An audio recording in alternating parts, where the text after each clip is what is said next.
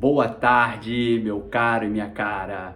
O objetivo hoje do vídeo de hoje é continuar falando um pouco sobre desenvolvimento pessoal e profissional. Ainda pegando como inspiração e como gancho a história de Rick Chester, vamos explorar alguns outros conceitos que é super importante que ele coloca nos vídeos e no livro dele e contextualizando até como uma experiência pessoal.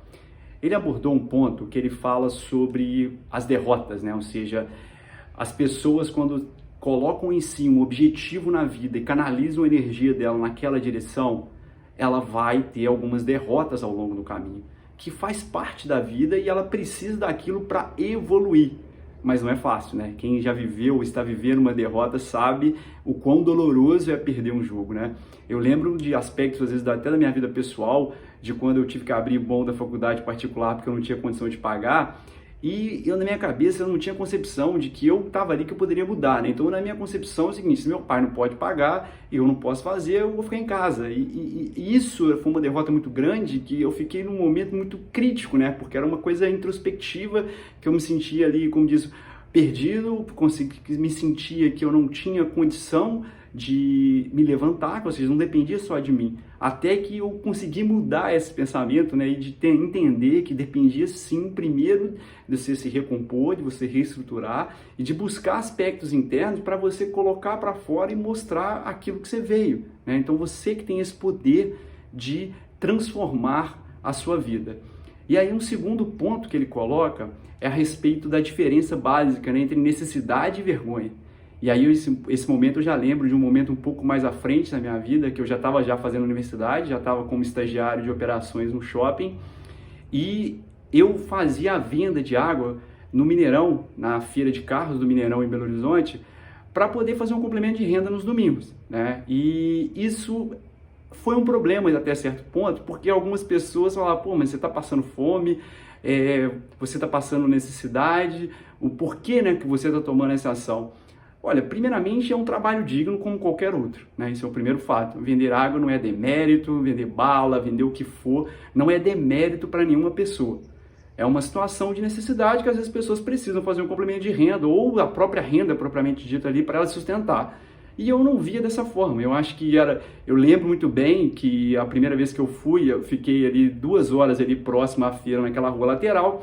E eu tava parado. Falei, gente, mas eu não consegui vender nada aqui. Fiquei aqui 2 horas e nada. Aí eu falei, pô, os carros estão lá. Eu tô aqui, eu tô fora do meio da feira. Ou seja, como eu não tinha licença para circular lá dentro, eu falei, vou ter que pegar as garrafas na mão e começar a vender, né? Ou seja, eu tive que criar ali uma alternativa de venda, porque senão eu ia voltar tudo para casa. E a minha principal motivação era o seguinte, pô, como é que eu vou chegar em casa e explicar ao meu pai que eu não vendi nada, que eu vim aqui e trouxe, sei lá, 3, 4 garrafas de água, né, aqueles packs, mais não sei quantos de suco tropical e vou voltar com isso tudo para trás. Para mim, essa é uma derrota enorme. Eu falei, gente, eu vou ter que mudar esse meu cenário. E fui lá e consegui vender. E aí, quando eu entendi que aquilo funcionava, que vendia, falei, gente, tá aí, é isso que eu vou fazer. E aí eu fui aprimorando. A primeira vez foi na mão, depois a segunda já estava num isoporzinho menor, que eu conseguia carregar, levar lá no meio, fazer as vendas.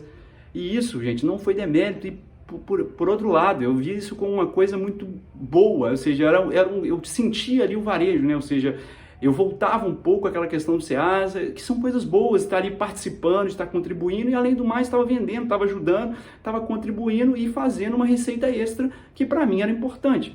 Então, se você tem a necessidade de fazer qualquer tipo de trabalho, isso não precisa ter vergonha, não é demérito nenhum, qualquer tipo de trabalho ele é valorizado. E quem tem que estar valorizado são as pessoas. E se as pessoas falam para você, pô, qual que é o seu futuro como vendedor de água? Eu falei, o meu futuro como vendedor de água, eu estou fazendo graduação. Você devia me perguntar quantas horas eu estudo por dia para que hoje eu estou, mas amanhã eu estarei em outro lugar e vou conseguir vencer. Então essa condição aqui é transitória, né? Não é uma condição permanente. Agora, eu estou me esforçando, dedicando para poder galgar novos passos. É isso que é importante. Mas aí, muitas das vezes, a gente é rotulado como fracassado, como uma pessoa que não vai ter sucesso. Qual que é a sua perspectiva de vida? Nenhuma, né? Então, gente, retire esse rótulo. Como eu disse no outro vídeo, várias pessoas vão falar que você vai ser um fracassado, que você não tem futuro, mas cabe a você a construir o seu futuro. Cabe a você fazer diferente a sua história. Um outro ponto que ele coloca é que ele, não é que nem que ele colocou, ele não escreveu, mas ele sempre anda, o Rick Chester, com aquela isopor, né, que ele vendia em Copacabana, com as cores lá da mangueira, né, verde e vermelho, que representa para ele o passado dele, né? Então ele traz essa conexão do passado para o presente. Ou seja, quando ele se depara com aquela caixa, o mindset dele coloca todo aquele sentimento, aquela garra, aquela perspectiva, aquela vontade de vencer, tudo de novo ali na cabeça dele, e ele vai em frente e continua crescendo, ele continua buscando, ele continua estudando, ele continua se dedicando. E eu lembrei muito de mim, hoje, quando eu acordo, perto da minha cama, ele tem meus certificados de graduação. E aquilo para mim é como se fosse a caixa de isopor pro Rick Chester. Era o momento da minha vida que eu estava mais obstinado, que eu estava obcecado pelo resultado, era um momento de persistência, que eu dediquei, que eu estudava, que eu estava focado. Acho que eu nunca tive tão focado na minha vida quanto naquela época. Podia ter a crise que fosse, poderia ter o que fosse, eu ia formar. Eu estava tão focado e tão consciente que eu ia passar em cima de qualquer problema para eu formar. Isso não era um problema. E isso hoje, quando eu trago isso hoje para a minha vida, não que eu não tenha outros desafios, que eu não esteja motivado, não é isso, mas eu consigo resgatar outras coisas que me fazem ficar ainda mais fortes, né? Que ainda me coloca para cima e me fala, pô, se você conseguiu superar aquela condição, hoje você vai conseguir fazer ainda mais, e aí vai ainda mais, você vai continuar crescendo. Então isso é importante, você ter um link com o seu passado que você valoriza e conseguir fazer dele no valor presente, né? Ou seja, conseguir usar dele para conseguir almejar novos voos. E um dos últimos pontos que ele coloca, que nem na ordem necessariamente não é essa, ele fala da mentoria, né? E o mentor dele é o pai dele. E aí nesse item é igual à minha vida, né? Ou seja, o meu mentor principal é o meu pai.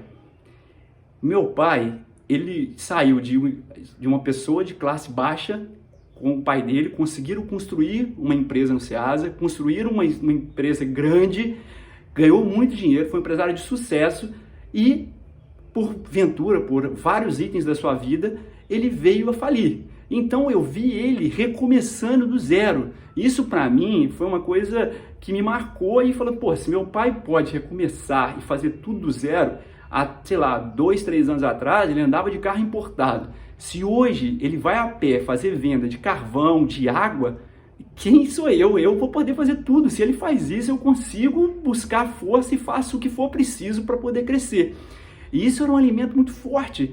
E eu lembro assim que foi um momento muito importante na minha vida. E essa crise que a gente passou junto, para mim foi muito significativa. Porque diferente dos momentos anteriores, até de poder aquisitivo maior, a gente teve uma proximidade muito maior, né? Foi um momento que a gente conseguiu resgatar ele ali para dentro de casa e que nós conseguimos fazer ali, né, aquela família conviver diariamente, né? Isso para mim na minha infância era um sonho. Então, foi para mim muito marcante. E hoje eu levo ainda tudo que ele me ensinou, ainda como mentor, continua ensinando para eu continuar a minha caminhada, né?